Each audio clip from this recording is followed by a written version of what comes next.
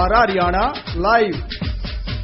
नमस्कार, मैं हूं अविनाश। इस वक्त जनता टीवी पहुंचा है जनता दरबार में। इस वक्त हम मौजूद हैं हिसार के नारनौंद इलाके में, जहां आम जनता के साथ साथ उनके नेता भी मौजूद हैं। कुछ जनता के सवाल लेंगे, कुछ नेताओं की बात सुनेंगे। और इस प्रोग्राम को शुरू करने से पहले सबसे पहले मैं जो हमारे साथ नेता मौजूद हैं उनसे आपका परिचय करवा देते हैं।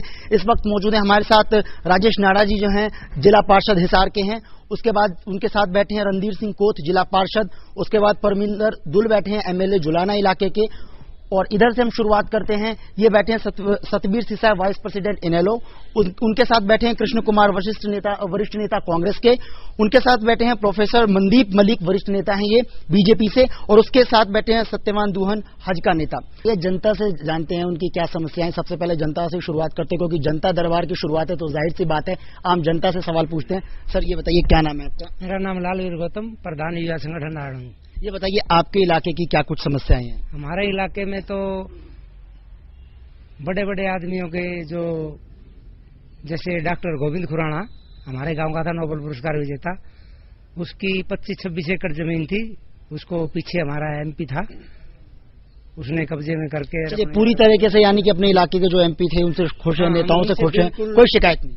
इतनी बड़ी शिकायत है जी, हम तो यही कहते हैं कि इधर लड़कियों का कॉलेज गड्ढे मतलब तालाब में बन रहा है। यदि वो जमीन आज भी वो छोड़ देते हैं तो उधर लड़कों का कॉलेज बन जाएगा और हमारे इलाके की प्रोग्रेस होगी। चलिए ठीक है, शुक्रिया आपका। चलिए और कुछ लोग हैं, आप खड़े हो जाइए। ये बताइए, क्या नाम है आपका? अनूप कुमार नाम है जी। अनूप जी, क्या कुछ समस्याएं हैं आपको अपने इलाके की? इलाके की कोई समस्या नहीं जी, बढ़िया काम हो रहा है। थोड़ा पानी राम बरसने से थोड़ा रोड खराब हो गया, जल्दी ठीक हो जाएगा। चलिए, सड़कें खराब है, थोड़ी सी शिकायत है बट मामूली सी। चलिए और कुछ लोगों से जानना चाहते हैं। आप बैठे हैं, आपसे जानना चाहेंगे। सबसे पहले खड़े हो जाइए, नाम बता दीजिए अपना। रमेश गर्गे जी। रमेश जी, ये बताइए क्या कुछ समस्याएं हैं आपको अपने इलाके में जो आप नेताजी तक पहुंचाना चाहते हैं? समस्या ये है जी, शहर आसी शहर से हूँ मैं, तो वहाँ जो सड़कें हैं वो टूटी फूटी हुई है और उनका कोई इलाज नहीं हो रहा कई महीनों से। क्या नेताजी तक कभी बात पहुंचाने की कोशिश की कि सड़कें टूटी हुई? कह रहे हैं भाई बारिश का मौसम है, उसके बाद ठीक हो जाएंगी। लेकिन बारिश है कि रुकती नहीं, फिर बरस जाती है। हाँ जी।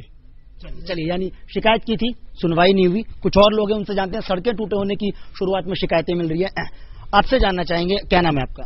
नाम संदीप शर्मा। संदीप जी, ये बताइए, युवा हैं आप, सामने आ जाइए। और कितनी समस्याएं हैं आपको अपने इलाके में? कौन कौन सी समस्याएं हैं जो आप अपने जनता टीवी के माध्यम से अपने नेताओं तक पहुंचाना चाहते हैं? हमारे क्षेत्र में सब कोई समस्या है नहीं, खाली जो समस्या नहीं है।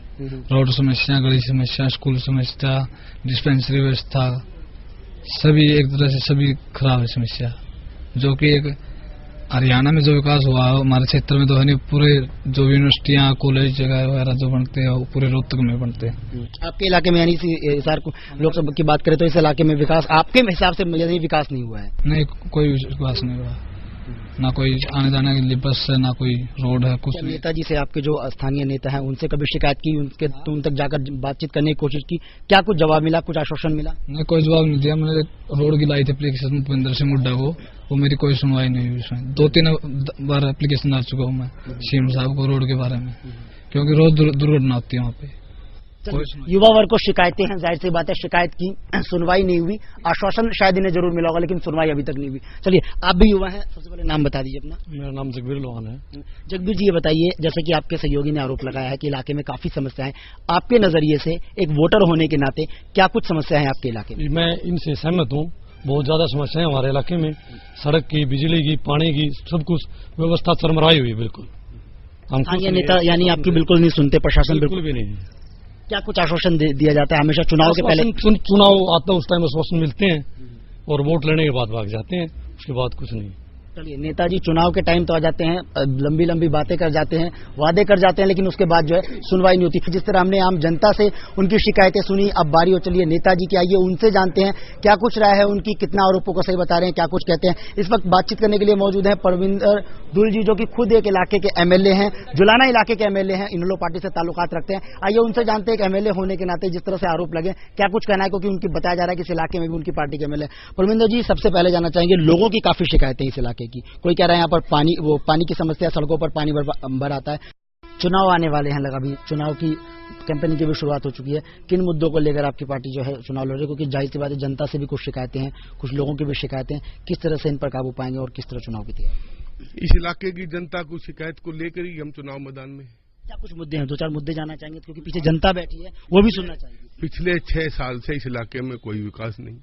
पिछले 6 साल से बिजली व्यवस्था बिल्कुल बेकार हुई है।